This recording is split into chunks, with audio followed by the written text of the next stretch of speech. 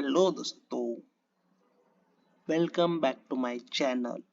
And आज हम देखने वाले हैं व्हाट इज प्रोग्रामिंग। ओके, तो प्रोग्रामिंग क्या होती है, उसके कितने टाइप है और हमें प्रोग्रामिंग सीखना क्यों जरूरी है, इन सारे सवालों के जवाब आपको मेरे आज के वीडियो में मिलने वाले हैं।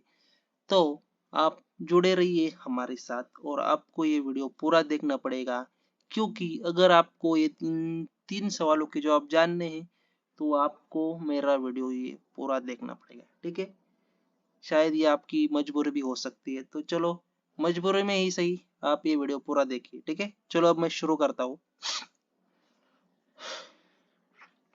हमारा आज का पहला क्वेश्चन क्या है, व्हाट इज प्रोग्रामिंग।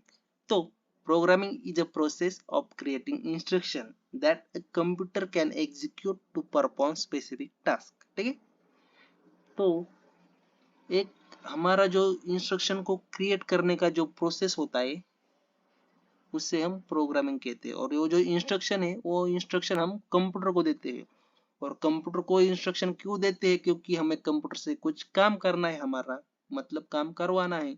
हमें क्या काम करवाना है, सपोज हमें कंप्यूटर से कुछ टास्क है, सपोज हमें कंप्यूटर को कहना है कि हमें ये फाइल डाउनलोड करके दो, तो वो तो नहीं समझ सकता ना कि हमने कहा और उसने सुन लिया। वो इंसान थोड़ी, उसको थोड़ी हमने जो कहा वो समझ में आएगा।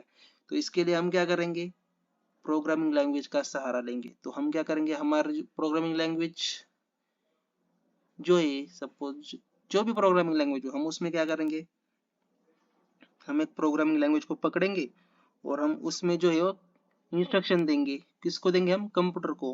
मतलब हम सीधा कंप्यूटर को नहीं देंगे, हम प्रोग्रामिंग लैंग्वेज जो है, हम एक प्रोग्रामिंग लैंग्वेज में इंस्ट्रक्शन देंगे।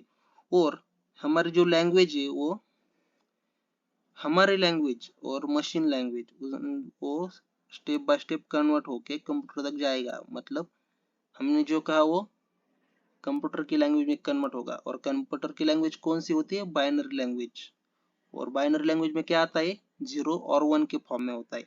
तो हम जो कहेंगे वो स्टेप बाय स्टेप कन्वर्ट होके 0 1 में कन्वर्ट होगा और वो कंप्यूटर तक जाएगा, ताकि कंप्यूटर इजीली समझ सके कि हमने क्या कहा है।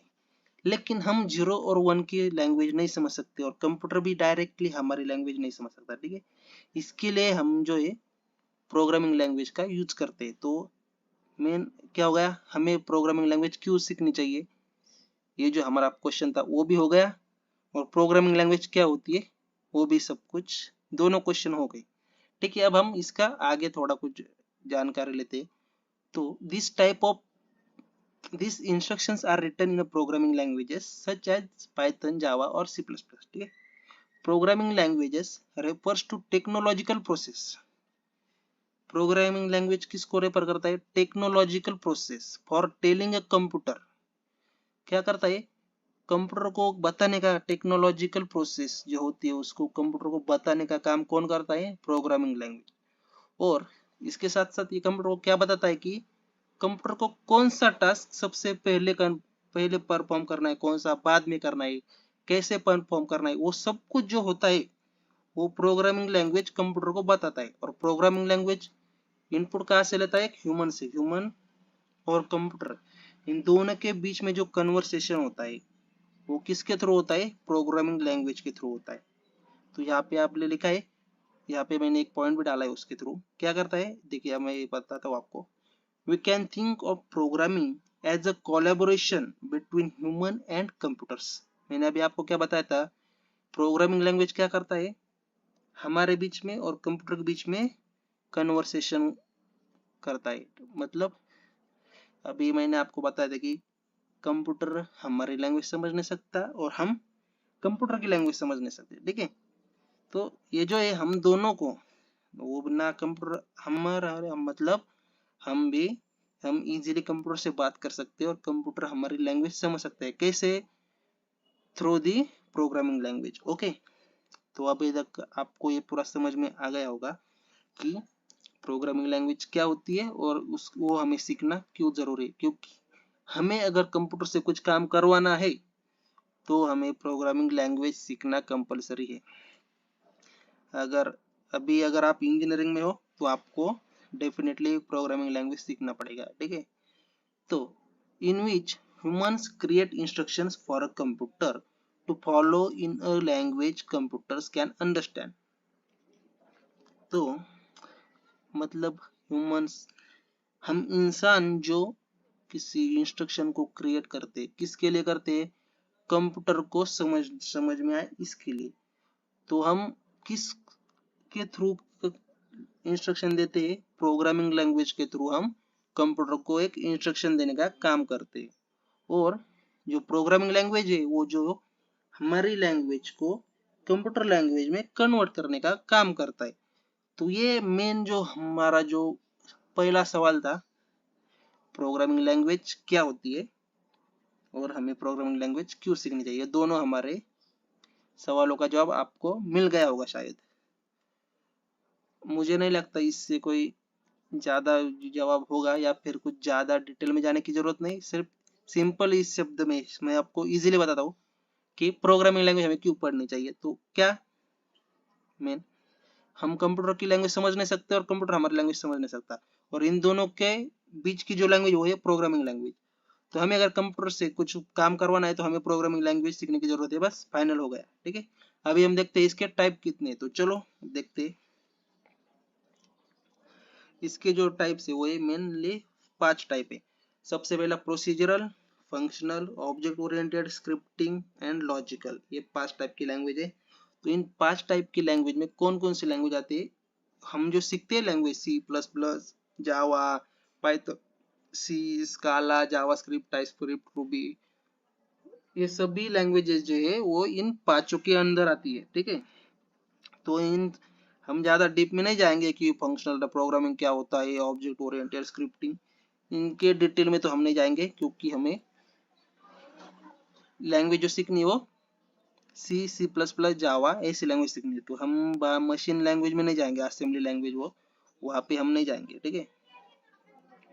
तो procedural programming language, procedural programming language focus on writing procedures or routines that operate on data.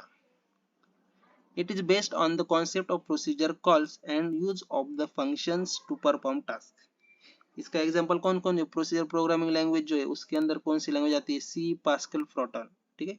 Functional programming language, functional programming languages treats computation as the evaluation of mathematical function and avoid changing state or mutable data. It emphasizes the use of function as first class citizen. इसके अंदर कौन कौन सी language आती है? Haskell, एरलैंग, स्काला, ये 3 language इसके अंदर आती है। And third one, object oriented programming language. Object oriented programming language organize software design around data और ऑब्जेक्ट rather than functions। हम क्या करते हैं, अभी हम जो सॉफ्टवेयर को डिजाइन करते हैं वो जो होता है वो पूरा हम इन ऑब्जेक्ट ओरिएंटेड प्रोग्रामिंग लैंग्वेज को यूज करके बनाते हैं। और ये क्या करता है? ऑब्जेक्ट कैन कंटेन डेटा और मेथड। ऑब्जेक्ट क्या करता है? डेटा और मेथड को यूज करता है, ठीक है।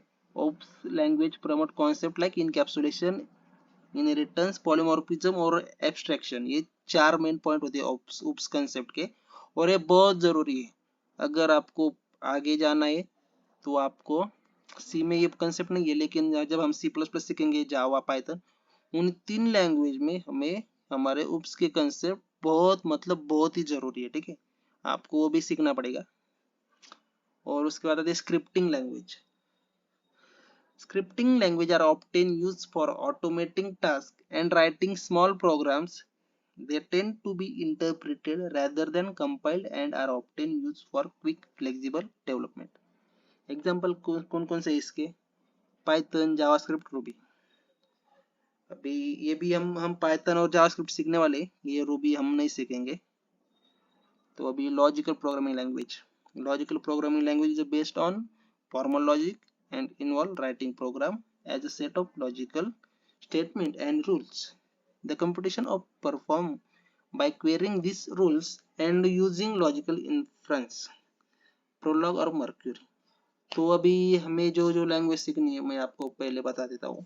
सी, सी प्लस प्लस, जावा, पाइथन, जावास्क्रिप्ट, और जो हमें सॉफ्टवेयर डेवलपमेंट की लैंग्वेज जरूरी है, आपने जो ये बाकी भी जरूरी है, लेकिन हमें वो सीखना नहीं है, जितना जरूरी हम उतना ही सीखेंगे।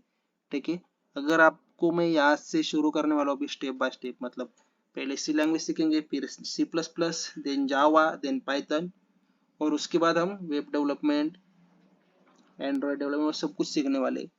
तो अगर आपको पूरा सीखना है हमारे चैनल के थ्रू, तो मेरे चैनल को सब्सक्राइब कीजिए, वीडियो को लाइक कीजिए, अगर आपको मेरा वीडियो पसंद आए तो शेयर भी कीजिए, और बेल आइकन को प्रेस भी कीजिए। ओके, चलो मिलते हैं अब हमारे नेक्स्ट वीडियो में, मतलब नेक्स्ट वीडियो में हम करने वाले सी लैंग्वेज की सीरीज स्टार्ट करने वाले।